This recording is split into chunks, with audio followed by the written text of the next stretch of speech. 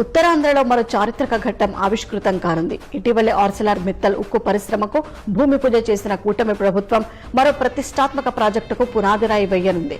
Technology దిగ్గజం Google data centre కు ఈ నెల 28న సీఎం చంద్రబాబు శంకుస్థాపన చేయనున్నారు. దాదాపు $15 బిలియన్ భారీ పెట్టుబడితో రూపుదిద్దుకోనున్న ఈ ప్రాజెక్టు గ్లోబల్ టెక్నాలజీ మ్యాప్పై ఏపీని మరింత బలంగా నిలబెట్టనుంది. దిగ్గజ సంస్థ గూగుల్ విశాఖపట్నంలో డేటా సెంటర్ కు ఈ నెల 28న ముఖ్యమంత్రి చంద్రబాబు చేతుల మీదుగా శంకుస్థాపన నిర్వహించనుంది. కార్యక్రమానికి గూగుల్ క్లౌడ్ సీఈఓ థామస్ కురియన్తో పాటు సంస్థకు చెందిన పలువురు ప్రముఖులు హాజరవుతారని ప్రభుత్వానికి సమాచారం అందింది.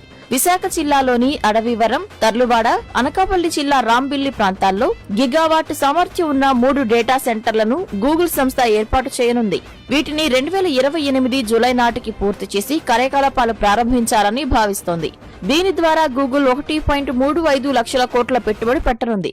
దేశానికి వచ్చిన అతిపెద్ద విదేశీ పెట్టుబడి ఇదే.